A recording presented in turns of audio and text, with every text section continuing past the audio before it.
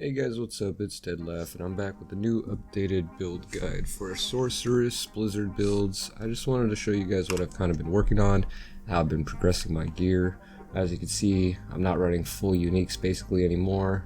I'm running quite a bit of just regular ancestral legendary gear, but as you can see on the helmet here, I'm actually aiming for more stat oriented things than just the imprints. I got crowd control duration, max mana, total armor, and intelligence. I actually wouldn't change anything on this. I would just keep rolling for better stats. The chest piece here, I actually got a really pretty decent roll on the Remnant of the Infinite. 60 intelligence, out of 63, it's huge. Damage to close enemies is also huge. Damage to stunned enemies is okay, it could do a lot better of a roll, but again, this is a unique, so once it lands and once you hover it, that's what it's rolling. You can't re-roll anything here. Then you got Storm Swell Primal Gloves. It's 11% extra damage. It's just a regular base imprint. Nothing special there, but got the 9% critical strike, 11% attack speed, lucky hit to restore primary resource, and critical strike against injured enemies. That's basically pretty much perfect rolled gloves as well, just pretty mid-tier rolls on there. And then we got the Disobedience Pants. It's 23 damage reduction, 16% damage reduction from close enemies, so you want to stack up on those damage reductions. And then total armor. A healing received, I would swap for like cooldown reduction if I could. These are not perfect pants by any means. By the way, we're slotting ruby gems into all of our armor here. And then we got boots. These boots are not perfect. These boots are not what I would be running, because if you look at the top there, evade grants 75% bonus movement speed for 1 second. That's pretty good, but with one of our abilities turning our evade into a teleport, we want multiple evades on our boots. So these aren't the perfect boots. I will be changing them as soon as I can. And then we come down here to the dagger. We want to be running dagger for the 30% bonus damage to close enemies. Then we're also having the damage to injured enemies, intelligence, damage to close enemies, vulnerable. That damage to injured enemies would be what I would swap, and I would be looking for crit chance on there, because that's our main stats that we're always aiming for. It's also got imprinted frozen immobilized enemies as well. Then we have our conceited focus, 20% extra damage while you have a barrier, huge. This one actually has crit strike chance rolled on it, crowd control duration. All stats is one of the things that I would swap out, possibly for some mana. I think mana would be really good on here. Then we pop it over to our ring. We got damage to distant enemy, critical strike damage, resource generation, and critical strike chance. This ring is okay.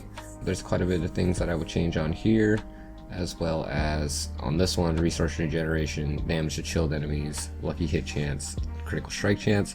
Lucky hit and damage to chilled would be swapped out for another crit, I believe total mana.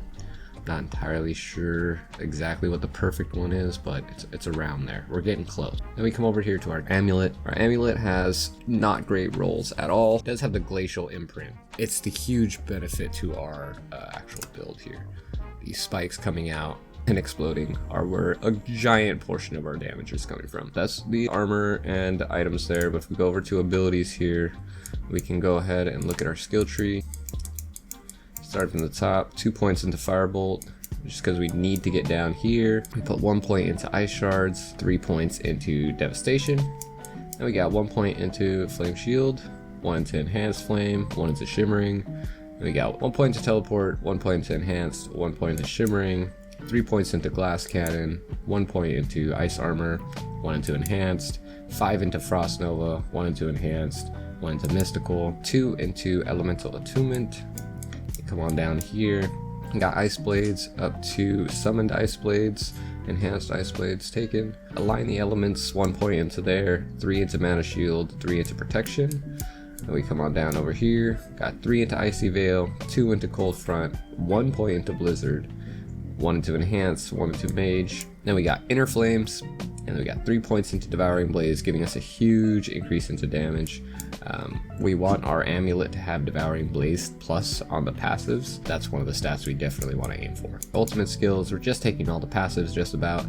3 points into Permafrost, 3 points into Hoarfrost, and 3 points into Icy Touch. And then we're taking our key passive is Shatter. After freeze expires, enemies explode for 25% of the damage you dealt to them while they were frozen. So all that damage you're racking up while on Blizzard is going to really hurt when freeze explodes. So coming over here to our Paragon board, I've actually switched it up quite a lot. As you can see, this Paragon board is only really good for if you have Raiment of the Infinite, so keep that in mind. So we start in here, we're going to path over to the right, grabbing up these legendary nodes, then grabbing up the decks that we need for our controlled glyph socket. Then we're going to go up to the left, grab some more here. Then we're going to slot in our Icefall board. I forget what it's called exactly, but it goes up and to the left here, taking our legendary node. Then we're going up and grabbing the rare nodes as well as this rare node here, slotting in Frostbite, and we're going up and to the right over here, connecting another board being our Frigid Fate board.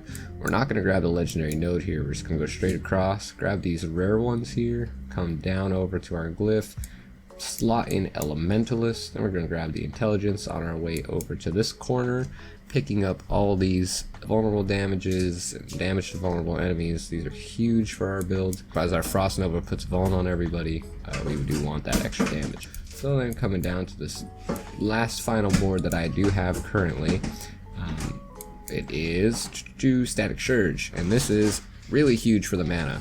So you're going to blink in, everyone's going to be around you, and it's going to give you a ton of mana. So you're going to go down here, go off to the left first, grabbing this rare node here, then come down and grab this legendary Static Surge node, then come over to the right, grab this rare here, and then socket in Reinforced. After a while, you're going to make your way back down here, and then off into this way, I believe. I'm still working on this, I'm still a work in progress. As you can see, I haven't had a ton of time to play, level 78, but with the new Nightmare Dungeon buffs and the new patch that has gone live, it is actually a lot easier to level up, so I will be playing a bit more this weekend. Thank you guys so much for watching this video. I'll leave you guys with some clips of the build doing its thing. It's much more updated, a little bit more survivability, more armor and whatnot. So my attack power level might have gone down, but my damage has gone up significantly since the last video. Alright guys, thank you again so much for watching, and we'll see you in the next one.